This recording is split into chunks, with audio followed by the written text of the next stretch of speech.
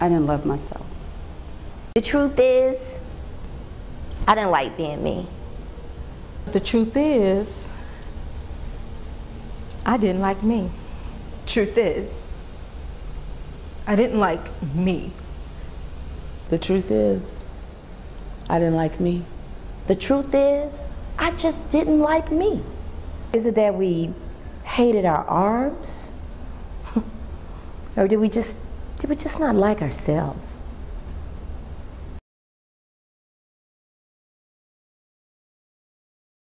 You don't like yourself? You don't like yourself? How could you not like yourself? My daughters, your tears and pain have awakened me from my much needed sleep. Too many times I have heard you say, I don't like me. I don't feel beautiful. I feel inadequate. How could you claim that you don't feel beautiful when you are all descendants of me, the very definition of beauty? I predated everyone and therefore was the first to coin the word beauty, which I use to remind myself that I am God-like. God is beautiful and all God's creations are beautiful. Never would I have expected such a lovely word to one day cause so much pain in women. It seems all of you have been vainly looking outside yourself for an example of true beauty. Know that the source of the beauty you seek lies within your own heart.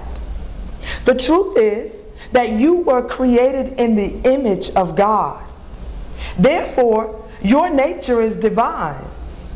Don't waste your time looking out and about, for that which you most desire is only found within. The only reason you look in the mirror and see a reflection other than beauty is because you're looking at yourself through someone else's eyes. You view yourself with the eyes of your younger, uncivilized siblings whom you had to teach how to walk upright. Overcome by their envy and unappreciative of your nurturing nature, they mistook your kindness as a sign of weakness and subjected you to the worst form of slavery ever known to man.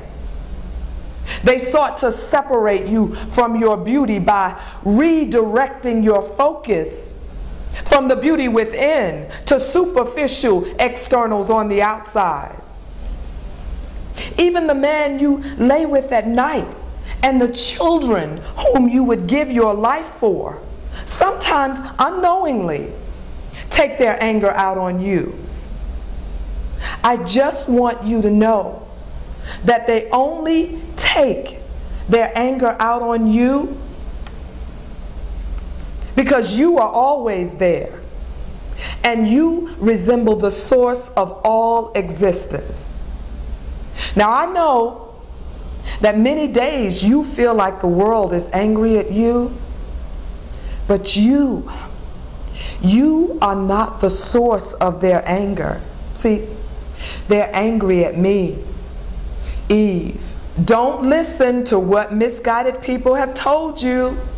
Know that I am the mother of all creation. You, my daughters, look like me. I am mama, and it's a well-known fact. Everybody blames mama for all of their problems. When people are displeased with the decisions they've made in life, but lack the desire to change, they look for someone to blame. All too often, this blame falls on mama, but it's okay. I am too strong to be offended, and so are you. Chauvinistic and misinformed male clergy have convinced the world that I was the cause of the fall of humanity. Yes, we made a mistake and had to leave Eden temporarily, but it just wasn't my fault. We collectively fell. Just like we collectively fall when someone in this world goes hungry or get hooked on drugs. Society as a whole falls daily when we ignore the advice of God out of fear that our Creator is trying to keep something good from us. Man convinced the world that I was an ungodly temptress that initiated the first sin. As a result, women have been tricked into freely giving up the throne from which they rule and have settled for being man's servant versus his equal. And since we're on the subject, I got a question. Who in the hell ever told you that I ate an apple? The serpent, I mean my ego, always knew that I was fond of bananas and dates. There are those who constantly seek to disconnect you from me, because if you know who I am, then you'll also know who you are. You are not the tempter of man. You are the mother of man. Deep down in their hearts, they know I'm the beginning of the human story and the ending. If you don't believe me, check your hair. The proof is there. Your kinky locks, or what a lot of you call your nappy hair, is a cute spiral from Yahweh, designed to remind you that you are the beginning and the end. There was no such thing as time before I existed, and you are my oldest daughter. See, disconnecting you from me erases your history. No matter how far you are lost in the wilderness of the world, every scientist certifies that my DNA is everywhere, including in you. Thousands of years before Lucy was born, I fell into a deep sleep and gave birth to Adam out of my womb. And I did it without losing a rib. I named everything on this planet, even unicorns and dinosaurs. Now my oldest daughters, the ones who look the most like me, have the audacity to walk around hating what they look like because they don't know who they are and where they come from. You have to bear with me.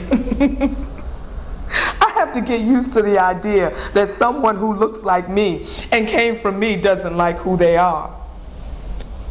Although it's hard to understand, I will not judge you, because most of you have been judged your entire life. And now you're walking around feeling inadequate, as if who you are isn't enough, when in reality you are more than you know, and much more than anyone other than yourself can fully comprehend. Now back to this subjective thing called beauty that the world is using to keep many of you from enjoying the simple things in life, like precious drops of rain on your head, or sitting in the sun freely receiving vitamin D without the worry of becoming too black. In your culture, beauty means any quality present in a thing or person that gives intense pleasure or deep satisfaction to the mind, whether arising from sensory manifestations like shape, color, or sound. It is also a person in which high spiritual qualities are manifest. I prefer the latter definition, but most of you think beauty is totally physical. Many of you have yet to realize you are more than a physical being. The body is a limited shell given to you so that you may enjoy things in the physical realm, yet you get stuck there. Now, I'm not asking you to totally ignore the things you find beautiful. I'm simply asking you to expand your mind to see that everything is beautiful. The mule is just as beautiful as the horse, One labors in the hot sun, plowing the field, while the other gallops joyfully in green pastures. They both are beautiful and serve a purpose. Only a sick mind consumed with evil thoughts would dare to sail to the coast of Mother Africa, not to bear witness to the splendor of the cradle of civilization, but to rape and enslave people based on skin color. Such a divisive and destructive mentality has led to an all-out war on people whose skin has been kissed passionately by the sun.